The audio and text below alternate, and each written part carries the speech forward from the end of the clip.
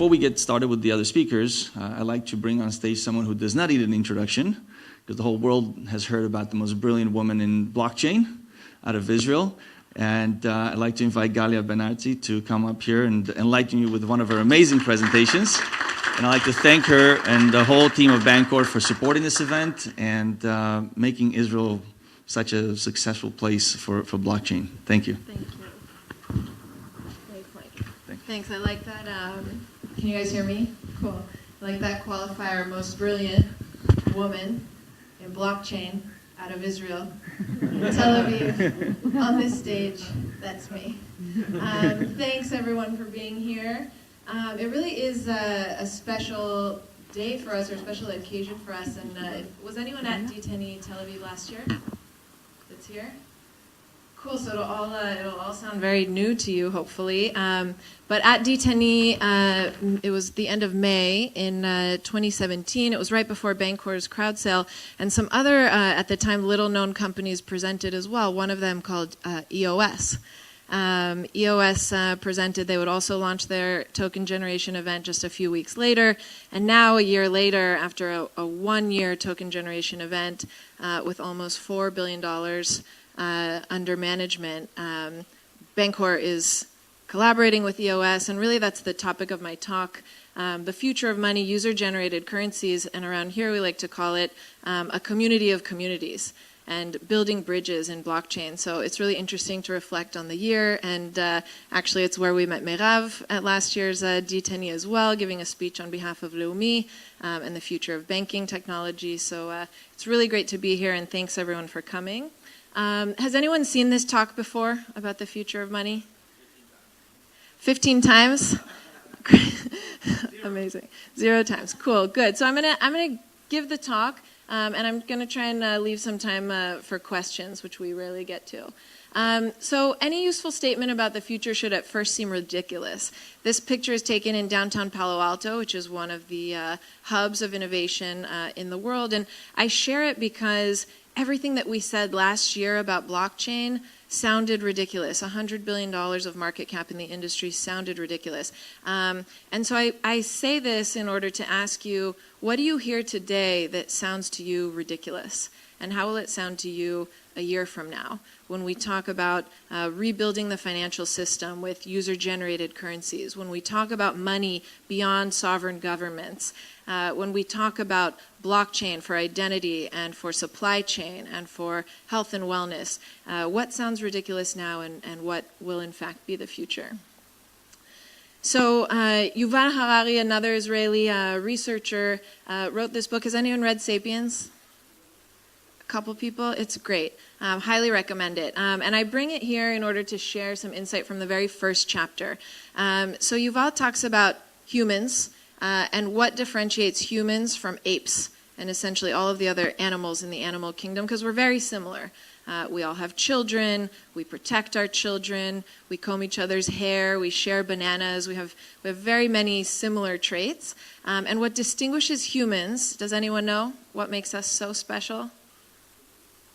We talk, but other animals communicate as well in their versions of languages. We're social, and so are many animals. We can see this in tribal behavior and the way that animals congregate as well. Sorry?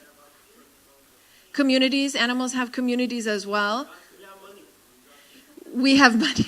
So here's the answer, according to Harari. The answer is humans tell stories. Humans tell stories. Stories are so significant because they allow us to collaborate on a massive, massive scale. So stories are the ability to imagine. We are one of the only animals that we know of that can imagine, and then can share that imagination in groups, and then can build consensus around those things that we imagine. And why do I share this here? Because everything that you see around you in the human world is in fact a story that we tell each other. So these are things like religion, right? The different religions of the world and the way that humans organize around these religions. This is a story. These are stories. They're some of the greatest stories of all time. And I also lead you to the thought that money and the concept of money is a story as well. It's a story about how much we have. It's a story about how much we need. It's a story of how much we share. Who gave what? Who gave when? What do I deserve? What do I get? These are all stories that humans tell ourselves. And in fact, the entire financial system and the entire governance system is built on stories that humans can imagine, that humans can share, and that humans can build consensus around. And this is really why, one of the reasons why blockchain is so significant, because blockchain is a technology that is allowing us to create scale around consensus, or consensus at scale in new and different ways. And so the systems that we'll be able to build will also be new and different, including money. So what is money? And we have basic answers to this question, like a store of value, a means of exchange. But at its very essence, money is a tool that allows us to collaborate. So language is a similar type of tool. Language allows us to collaborate, allows us to share information, and money allows us to share value. It allows us to move our human energy, whether that's our time, our skills, our stuff, between people, so that we can organize our activities, so that we can specialize, and so that we can collaborate. Money essentially creates a shared accounting system for us, right? At its best, money is meant to tell people, how in balance are we with the system? Did we give more than we got? Are we entitled to receive from the system, whether that's housing or shelter or a massage? What are we entitled to based on what we gave? Money is what we invented to have a shared accounting system between people who don't know each other. And so I'll walk you quickly through the history of money, or a brief history of money, I should say, and how it's evolved and where that brings us to today. So money in its original format, money 1.0 as we call it, came from the earth. The thing that we used for this shared accounting system was gold or silver or oil or shells. It was physical and tangible, and it was things that we could point to and that we could generally agree together. That has value. We trust that to manage our shared accounting system. Again, it was never the value of the money that we cared about. It was never necessarily the gold. We couldn't eat the gold. We couldn't make a house out of the gold. Maybe a few people. But what we cared about was that the gold was our access to the shared accounting system. The gold was the thing we could give to the system to get the house, to get the food, to get the thing that we actually needed. Let's see. Opa. Oh, spoiler alert. So money 2.0. In the second generation of money, money came from the government. So this is the generation that we still find ourselves in today. Possibly we're nearing the end of this generation. But in Money 2.0, we've given the governments and we've given our leaders the responsibility and the privilege to print our money, to mint our money, to issue our money. It could be paper, it could be digital. It was once coins that were stamped. But the authority who decides what is money and how much of the money there is, and most importantly, who gets the money. Who gets it right at first when it comes off the printing press? Who gets it the moment you hit enter and generate a new $1 trillion into the system? Who gets it? Where does it go? This is the responsibility of our governments and our leadership. And now we enter Money 3.0, and we're at the dawn, truly, of this era, and it's the most fascinating one to many. In Money 3.0, money comes from the people. So when I say the people, I mean the people who invented Bitcoin. Hey, Craig. I mean the people who invented Ether. I mean the people, it's fun to have visitors in the hometown.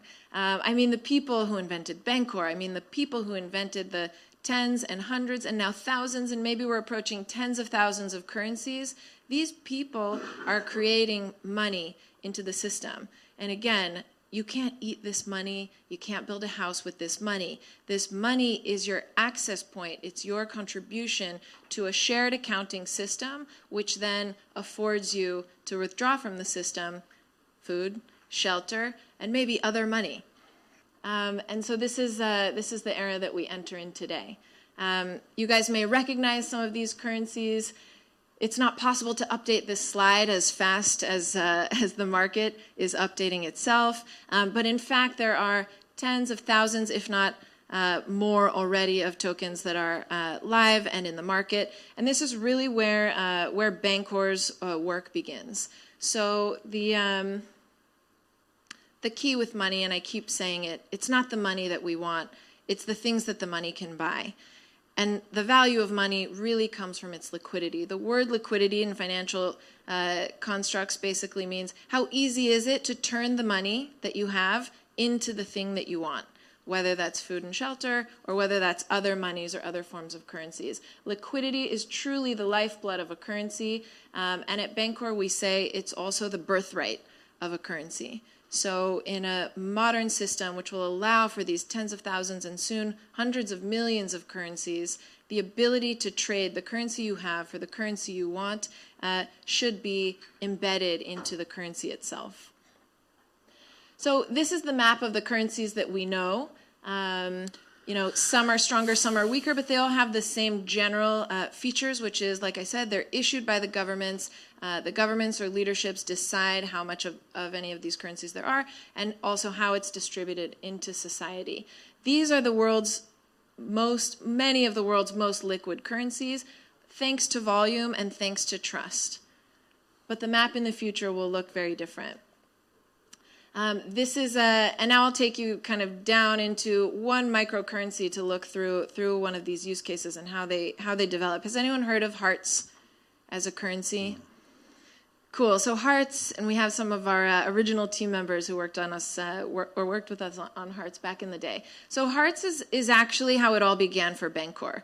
The team behind Bancor previously worked on another startup here in Israel, where we tried to allow communities to issue their own money and to run their own economies. And one of these pilots that grew to be very successful was called the Heart Market. And I'll tell the story very briefly, but basically the organizers of a community of mothers right here in Israel, in Tel Aviv, issued a new coin called Hearts, and they distributed it to the mothers in their community according to how they saw fit. So they gave it to mothers for joining the group. They gave it to mothers for bringing other mothers into the group. They gave it to mothers for volunteering at the schools or for doing other things that were useful to that community. And then these hearts, you could use them to shop within all of the other mothers' closets and essentially digital marketplaces. The pilot was extremely successful. Tens of thousands of moms used hundreds of thousands of hearts to do over $20 million worth of commerce between these moms in just a year. And we always got asked the question, why weren't they doing this before?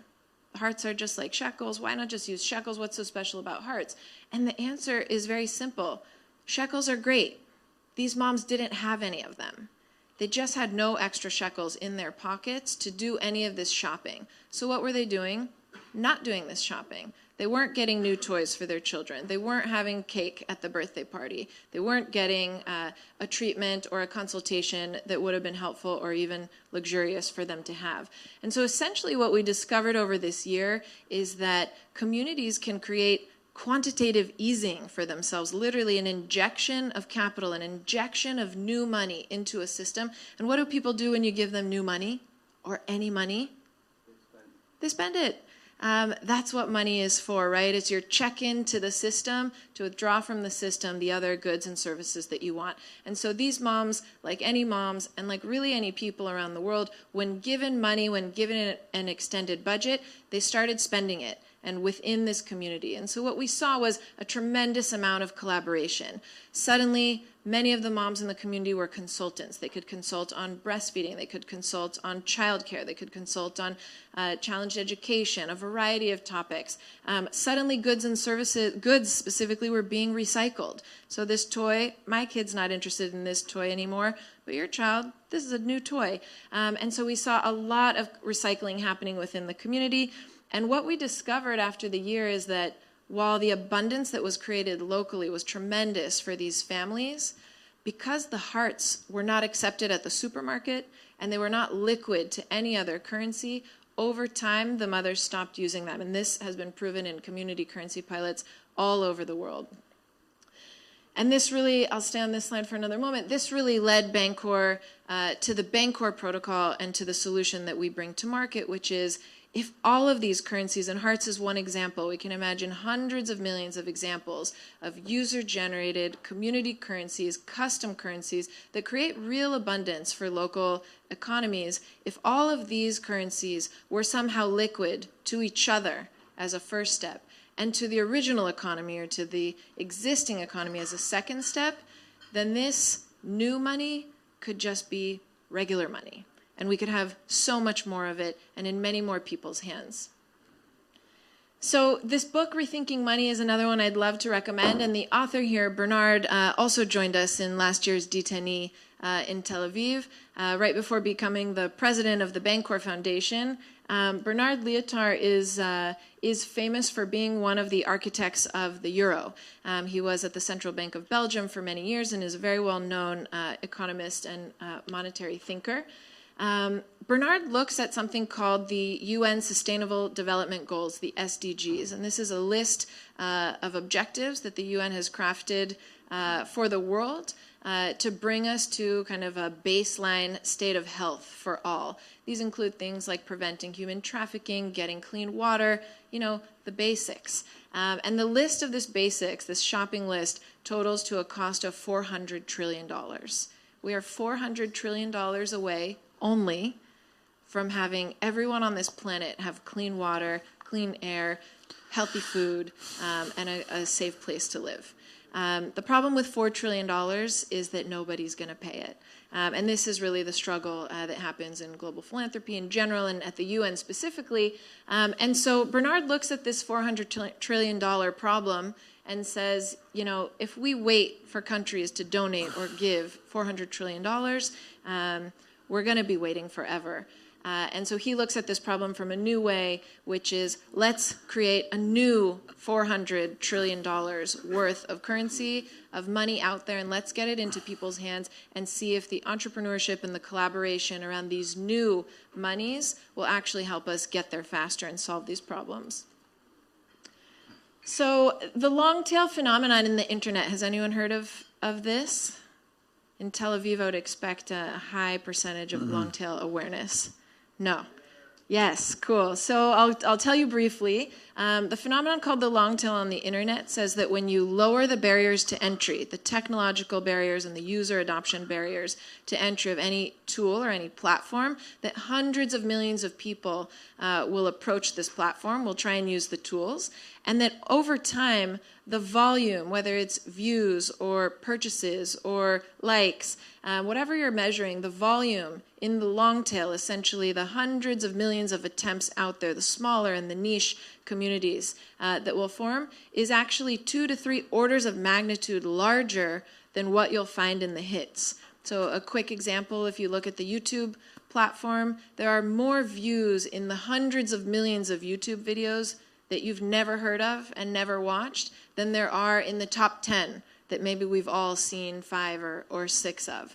And so this long tail phenomenon, which we now know well from internet products, is what Bancor looks at when we look at currency. If you reduce the barriers to entry, if you let communities like the mothers of Tel Aviv create their own currency, and if you reduce the technical barriers, meaning allowing those hearts to be truly and automatically liquid to other hearts around the world, or to shekels and to dollars, and to ether and to Bitcoin, then what you'll see in this long tail, first of all, is hundreds of millions of currencies. We will live in a world with hundreds of millions of currencies, tokens, altcoins, value instruments. And what you'll see in terms of volume and in terms of usage will be 2 to 3 orders of magnitude greater than the hits, which we can think of as the dollar and the euro and Bitcoin and ether and the currencies that have large volume that we know of today. So the interesting point here that I'd love to leave you with is that 2 to 3 orders of magnitude, we're talking trillions and trillions of value in the long tail of currency. And what does this value represent? When you're talking about views on YouTube, you're talking about attention. When you're talking about all the niche products on Amazon, you're talking about commerce. What are you talking about when you're talking about money? What does it mean to have 2 to 3 orders of magnitude of the usage and the movement of money? Trillions and trillions and trillions of dollars worth of movement of money in our world. What does that mean?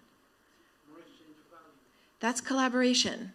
That's collaboration. That's what we do as humans. That's what our economy is meant to measure. And in a world with free and open access to currencies and fair and automated liquidity between them, we can expect to see trillions and trillions of dollars worth of human collaboration.